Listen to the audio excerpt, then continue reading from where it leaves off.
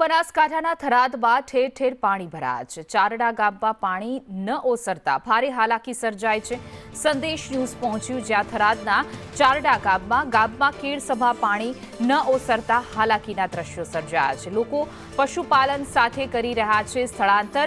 ગામ લોકોએ તંત્ર પાસે મદદની માંગ કરી છે, તંત્ર પાસે મદદની ગુહાર કરી રહ્યા છે, પરંતુ કોઈ મદદ ન મળતા હવે સ્થાનિક લોકોએ સુરક્ષિત સ્થળે ખસી રહ્યા છે અને પશુ સાથે તેઓ સ્થળાંતર કરી રહ્યા છે। થરાદનું આ ચારડા ગામ છે જે આખે આખું પાણીમાં ગરકાવ છે। બનાસકાંઠાના સરહદીય પંથકોમાં વરસાદે સર્જેલી તારાજીના દ્રશ્યો છે તે બીજે દિવસે પણ સામે આવી રહ્યા છે।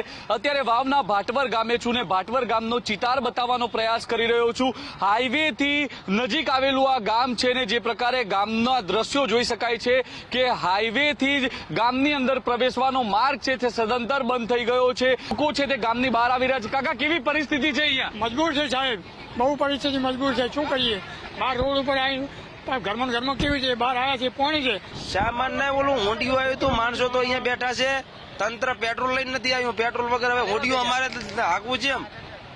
શું કહો છો? અત્યારે કેરબો લઈને ક્યાં નીકળ્યા છો? કેરબો લઈને સાહેબે મિલ્યા છે મને પેટ્રોલ લેવા। બે પંપ છે બંધ। હવે વાવ જાવ તો સાહેબોની ગાડી હાલે તો વાવ દવરાય, નકા તો દવરાય નહીં। એમને મોડિયા હવે ઉડીઓ લઈને આવ્યા છે, ઉડીઓમાં પેટ્રોલ નથી તો સાહેબોને નહીં, ઉડીઓને મારે શું કરવા? સરકારે માણસો મિલ્યા છે।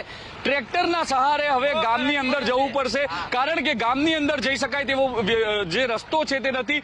પાણી છે તે પાણી ભારે પ્રવાહ છે તે પાણીનો અહીંયા વહી રહ્યો છે ને તેને જ કારણે અત્યારે તો ગામના લોકો છે તે વરસાદ રૂકતા હવે સ્થળાંતર કરવા મજબૂર બનેલા જોવા મળી રહ્યા છે। કેમેરા પર્સન ચેતન પરમાર સાથે ધવલ જોશી,